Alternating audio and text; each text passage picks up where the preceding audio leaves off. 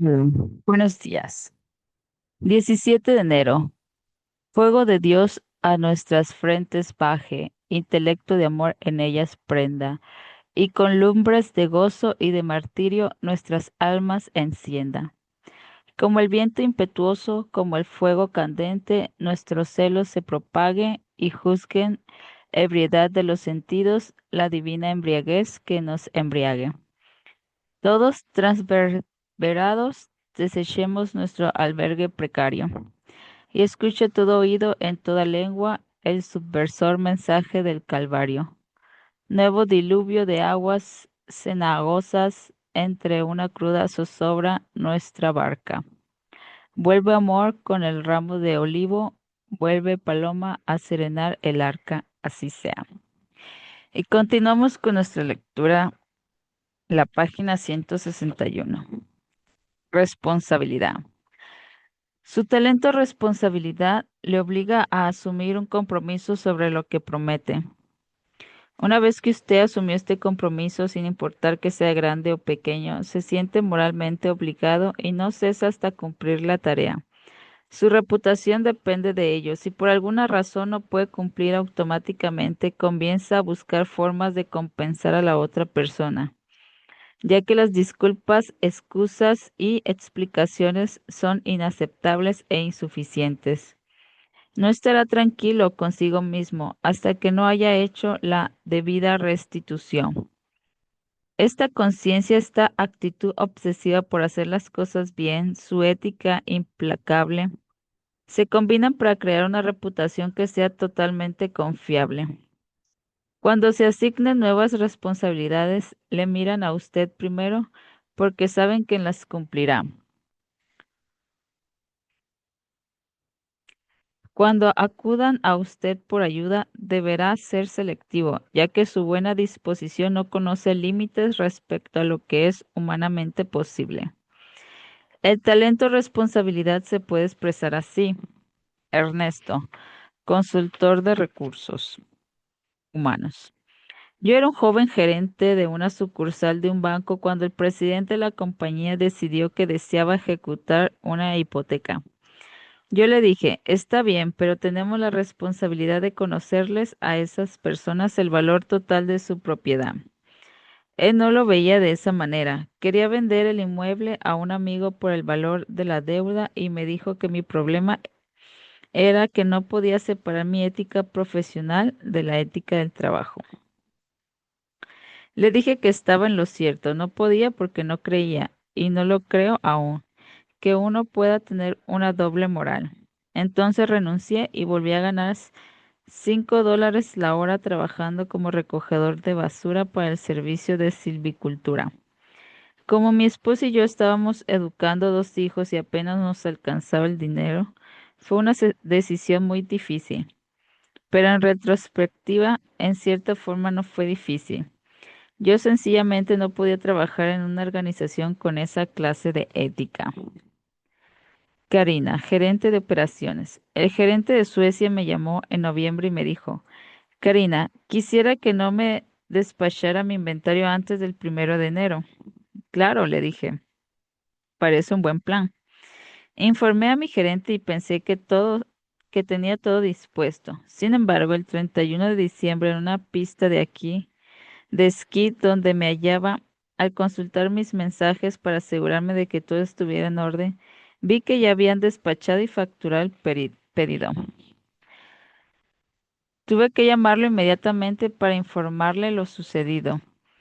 Como es un buen hombre, no me trató groseramente, pero estaba furioso y desilusionado. Yo me sentí muy mal. Una disculpa no era suficiente, debía reparar el daño. Llamé a nuestro contador desde la cabaña y esa tarde encontramos la forma de poner el valor de ese inventario nuevamente en nuestros libros y retirarlos de los de él. Tardamos casi todo el fin de semana en hacerlo, pero era lo correcto. Noé, ejecutivo de ventas. Solía pensar que había un pedazo de metal en mi mano y un imán en el techo. Siempre que pedía a un voluntario, alzaba la mano. He tenido que aprender a manejar eso porque no solo terminaba sobrecargado, sino pensando que todo era mi culpa. Ahora me doy cuenta de que no puedo ser el responsable de todo lo que sucede en el mundo. Ese es el oficio de Dios. Restaurador. A usted le encanta resolver problemas, mientras que algunas personas se desalientan cuando enfrentan un contratiempo. A usted esa situación le estimula. Le entusiasma el desafío de analizar los síntomas, identificar lo que está mal y encontrar la solución. Estos problemas pueden ser prácticos, conceptuales o personales. Problemas concretos que ya haya enfrentado varias veces y en los que usted tiene confianza que puede resolver. O tal vez se apasione cuando se enfrenta a problemas complejos y desconocidos. Sea cual sea el problema, su preferencia estará determinada por sus otros talentos y experiencias. Aún así, lo cierto es que disfruta haciendo que las cosas vuelvan a cobrar vida. Para usted es un sentimiento maravilloso identificar los factores adversos, erradicarlos y así restaurar las cosas y volver a llamarlas al triunfo. Llevarlas al triunfo. Intuitivamente, usted sabe que sin su intervención, estas llamase máquinas, compañías o personas probablemente hubiera dejado de funcionar. Usted las compuso, les dio nueva vida y las rehabilitó. En otras palabras, las salvó. El talento restaurador se puede expresar así. Noé, diseñador de software. Tengo recuerdos vividos de una infancia cuando trabajaba con martillos, clavos y maderas en mi banco de carpintero. Me encontraba arreglando lo que se dañaba, armar las cosas y dejar todo en perfectas condiciones. Y ahora sucede lo mismo con los programas de computación. Escribo el programa y si no funciona, debo volver al principio, rehacerlo y arreglarlo hasta que funcione. Juan, médico internista. Este talento se manifiesta en mi vida de muchas maneras. Por ejemplo, mi primer amor fue la cirugía. Me encanta el trauma, me encanta estar en el quirófano, me encanta suturar. Sencillamente adoro la sensación de reparar en la sala de cirugía. Y otros de mis momentos maravillosos han sido estar al lado de un paciente moribundo, solo conversando.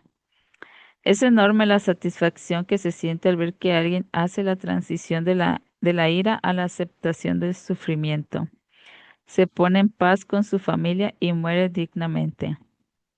Y cuando estoy con mis hijos, este talento opera a diario. Cuando veo a mi hija de 3 años abotonarse por primera vez el suéter, siento la necesidad de arreglar lo que le ha quedado torcido. Pero naturalmente hago un esfuerzo por abstenerme porque ella tiene que aprender, aunque caramba, es difícil. María, productora de televisión. Producir un programa matinal para la televisión es un proceso de suyo complicado. Si no me agrada resolver problemas, este trabajo ya me habría enloquecido. Todos los días algo serio sale mal y tengo que hallar el problema, arreglarlo y pasar al siguiente. Cuando lo hago bien me siento rejuvenecida, pero si me voy a casa sin haber resuelto el problema, la sensación es completamente opuesta. Me siento derrotada. Significación. Usted desea que los demás lo vean como una persona significativa. En el verdadero sentido de la palabra, usted desea ser reconocido, ser escuchado, sobresalir y particularmente ser conocido por sus cualidades singulares. Necesita ser admirado como una persona creíble, profesional y exitosa. E igualmente desea asociarse con otras personas que también lo sean. Si estas personas no son increíbles, profesionales y exitosas, las impulsará a intentarlo hasta conseguirlo. De lo contrario, usted seguirá su camino. Al ser un espíritu independiente, usted desea que su trabajo sea un estilo de vida, más que un empleo, y en el mismo desea que le den rienda suelta, que le dejen el camino libre para hacer las cosas a su manera. Para usted sus anhelos cuentan mucho. Trate de alcanzarlos y por eso su vida está llena de cosas que desea, ansía o ama. Cualquiera que sea el objetivo, el cual es distinto para cada persona, su talento, significación, lo seguirá impulsando hacia adelante, apartándolo de la mediocridad, dirigiéndolo hacia lo excepcional. Es el talento que hace que usted esté constantemente en la búsqueda de nuevas metas. El talento significación se puede expresar así. María, ejecutiva de salud. A las mujeres se nos dice prácticamente desde el primer día que no debemos ser demasiado orgullosas ni pretender sobresalir demasiado. Pero he aprendido que está bien tener poder, que está bien sentir orgullo, que está bien tener un ego muy grande. Y también he aprendido que necesito manejar todo esto y canalizarlo correctamente. Catalina, socia de una firma de abogados. Desde que tengo memoria he tenido la sensación de ser especial, de estar en capacidad de tomar el control y hacer que sucedan las cosas. Por allá en los años 60 fui la primera mujer socia de mi firma. Y todavía recuerdo una tras otra las muchas reuniones de las juntas directivas en la que era la única mujer. Es extraño cuando lo pienso, fue duro, pero creo que disfruté la presión de sobresalir. Disfruté siendo el único socio de sexo femenino. ¿Por qué? Porque sabía que sería muy difícil que me olvidaran. Sabía que todo el mundo me notaría y me prestaría atención. José de Jesús, médico. Toda mi vida he sentido que estoy en un escenario. Siempre estoy consciente de un público. Si estoy con un paciente, deseo que me vea como el mejor médico que ha tenido en su vida. Si estoy enseñando, deseo sobresalir como el mejor profesor de medicina que los estudiantes hayan tenido jamás. Quiero ganarme el premio del educador del año. Mi jefa es uno de mis públicos más importantes. Moriría si la desilusionara. Me asusta pensar que parte de mi amor propio está en manos de otras personas, pero es lo que me mantiene siempre alerta. Capítulo 3. Ponga sus fortalezas en acción.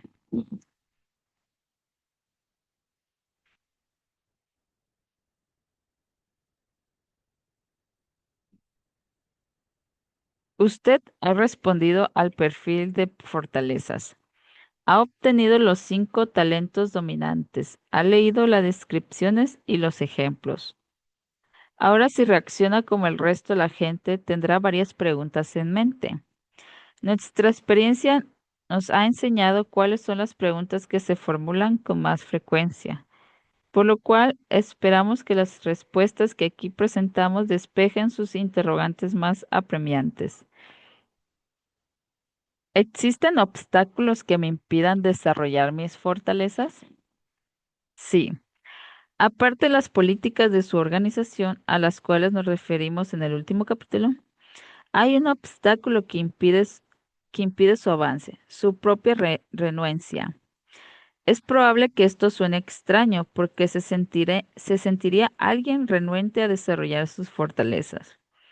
La verdad es que sucede en muchos casos. Muchas personas prefieren no interesarse por las complejidades de sus fortalezas y optan por dedicar su tiempo y esfuerzo a estudiar sus debilidades. Lo sabemos porque hemos hecho la siguiente pregunta. ¿Qué cree usted que le sería más útil para desarrollarse? ¿Conocer sus fortalezas o conocer sus debilidades? La respuesta ha sido siempre la misma, independientemente de que provengan de estadounidenses, británicos, franceses, canadienses, japoneses, chinos, jóvenes, ancianos, ricos, pobres o personas muy cultas y menos cultas. Las debilidades y no las fortalezas son las que merecen mayor atención. Debemos reconocer que descubrimos un alto rango de variabilidad en esta respuesta. La cultura que más importancia da a las fortalezas es la de los Estados Unidos, donde un 41% de las personas afirma que lo que más les sirve para mejorar es conocer sus fortalezas. Las culturas que menos importancia atribuyen a las fortalezas son las japonesas y las chinas. Solo un 24% de personas considera que la clave del éxito está en sus fortalezas. Sin embargo, a pesar de este rango, la conclusión general es válida. La mayoría de los habitantes del mundo no consideran que el secreto para mejorar sea conocer a fondo sus fortalezas. Es interesante señalar que en todas las culturas el grupo menos atento a sus debilidades era el de la edad avanzada. Las personas mayores de 55 años es probable que a causa de su mayor edad y su mayor sabiduría, estas personas hayan aprendido a aceptarse a sí mismas y hayan reconocido la utilidad de tratar de cubrir constantemente las grietas de su personalidad. De todas estas investigaciones que realizamos para este libro, estos hallazgos quizás fueron los más sorprendentes y merecen una explicación. ¿Por qué tantas personas evitan centrar su atención en sus fortalezas? ¿Por qué las debilidades producen tanta fascinación? A menos que enfrentemos estas preguntas y las resolvamos ahora mismo, sus esfuerzos por desarrollar sus fortalezas podrían marchitarse aún antes de cobrar impulso. Hay tantas razones como personas para fabricarlas, pero todas ellas parecen derivarse de los mismos tres temores fundamentales: el temor a las debilidades, el temor al fracaso y el temor a reconocer nuestro verdadero yo. Temor a las debilidades. En muchos de nosotros el temor a las debilidades parece eclipsarse nuestra confianza en nuestras fortalezas. A manera de analogía, si la vida fuera un juego de naipes y cada uno de nosotros recibiera una mano de fortalezas y debilidades, la mayoría de nosotros supondríamos que nuestras debilidades quebrantan nuestras fortalezas. Por ejemplo, si sobresalimos en ventas, pero nos cuesta mucho trabajo manejar la estrategia, esta debilidad es la que recibe toda nuestra atención porque es incapacidad de pensar estratégicamente. Seguramente nos hará una mala jugada en algún momento. ¿No es cierto? Si establecemos relaciones de confianza con facilidad, pero flaqueamos cuando tenemos que exponer en público, nos matriculamos en un curso de oratoria porque saber hablar en público es un requisito para el éxito, ¿verdad? Cualquiera que sea la debilidad, cualquiera que sea la fortaleza, esta última es apenas eso, una fortaleza para admirar y simplemente dar por hecho, mientras que la debilidad es un área de oportunidades. Esta fijación por la debilidad está profundamente arraigada en nuestra educación y nuestra crianza. Le presentamos esta situación a los padres de familia. Su hijo regresa a casa con las siguientes calificaciones: A, excelente en español; A, en estudios sociales; C, regular en biología; y F, fracaso en álgebra. Respecto a cuál de las calificaciones conversará más con su hijo, el 70% de los padres escogió la F en álgebra, solo un 6% A en español y un número todavía menor A en los estudios sociales. Es obvio que la nota de álgebra requiere atención porque para avanzar en la escuela y lograr un cupo en la universidad, el hijo no puede darse el lujo de perder una materia. Pero formulamos la frase con mucho cuidado. Respecto a cuál de las calificaciones conversará más con su hijo, a pesar de las exigencias del sistema educativo actual, ¿realmente se justifica dedicar la mayor parte del tiempo a las debilidades de sus hijos? Esta orientación hacia las debilidades persiste en los campos de la investigación y la academia.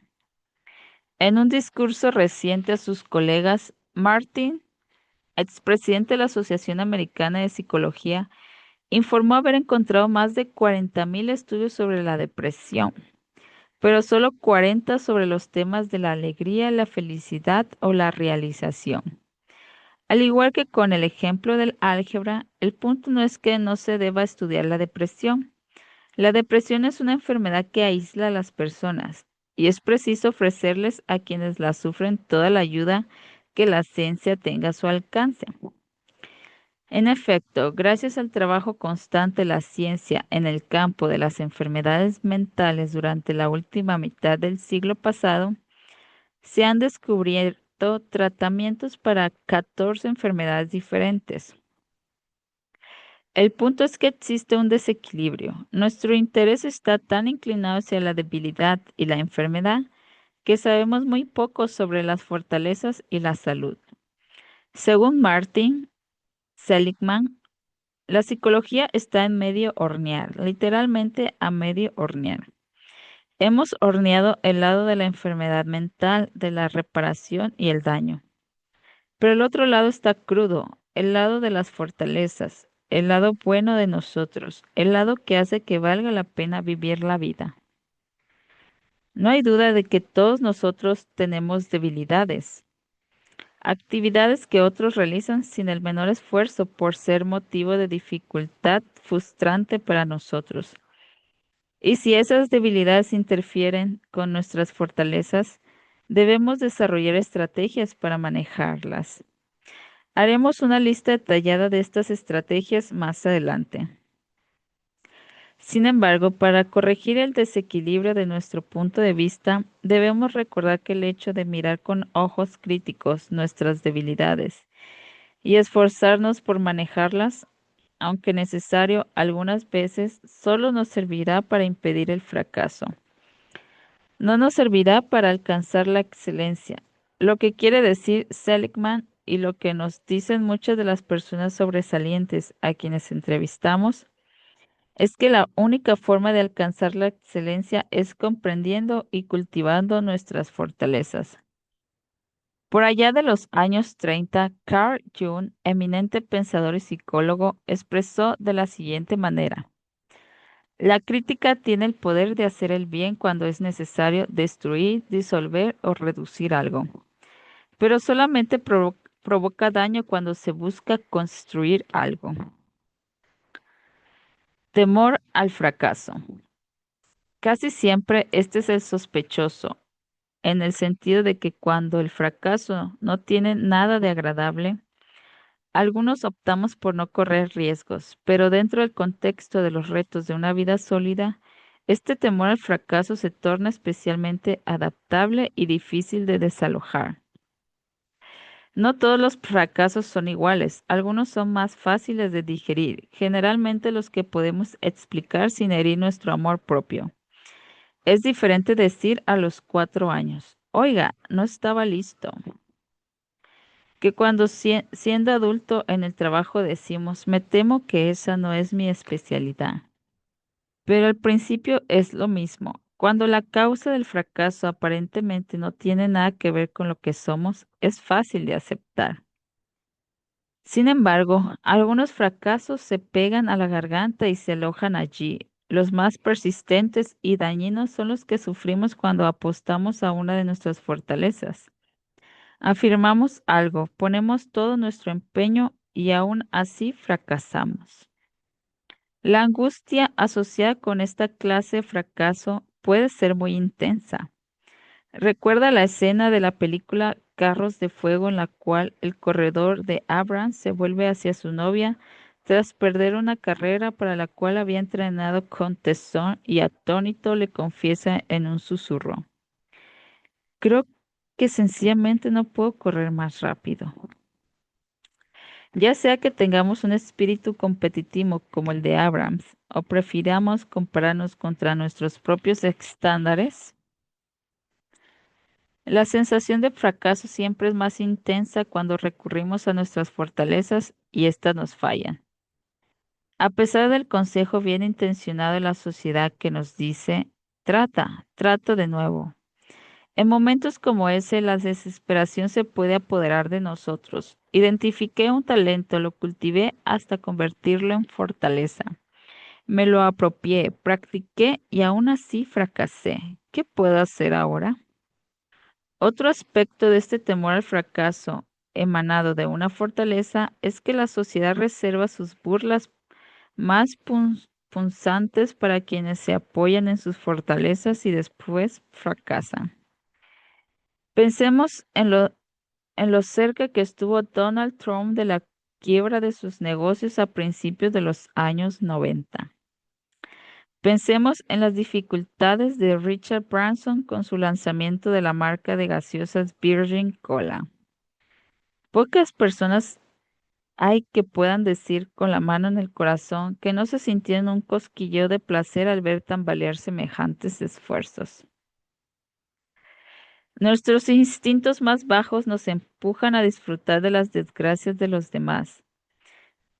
Infortunadamente, nuestro placer parece crecer en proporción directa con el ego de la otra persona. Mientras más grande sea ese ego, mayor es nuestro placer frente a su fracaso.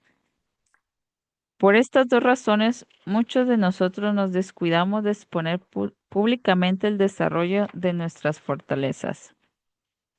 Preferimos permanecer encerrados en nuestra sala de trabajo sellando las grietas. Este es el camino que la sociedad respeta porque implica diligencia y humildad. Infortunadamente, como ya lo dijimos, corrigiendo las debilidades jamás llegaremos a la excelencia. Entonces, ¿qué podemos hacer? ¿Cómo podemos vencer este temor intenso de fracasar al apostar nuestras fortalezas? Bueno, lo más probable es que nunca podamos disolver totalmente el temor a nuestro fracaso personal o al pequeño placer por el fracaso de los demás.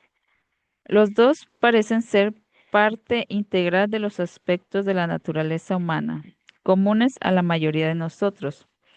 Sin embargo, si los examinamos de cerca, podemos al menos desmitificarlos hasta el punto de que ninguno de los dos se convierta en impedimento para desarrollar las fortalezas. Comencemos con el problema del ego. ¿Es egocentrista querer dedicar la vida a desarrollar las fortalezas? Todo lo que hemos aprendido a través de nuestra investigación lo niega. Desarrollar las fortalezas no es sinónimo de egocentrismo. Egocentrismo es reclamar la excelencia sin un asidero real para nuestras afirmaciones. Esta postura rimbombante y de apariencia ante la vida es presa fácil de la burla. Pero desarrollar las fortalezas no es necesariamente cuestión de ego, es cuestión de responsabilidad. No debemos enorgullecernos de nuestros talentos naturales, como no debemos enorgullecernos de nuestro sexo, nuestra raza o el color de nuestro cabello.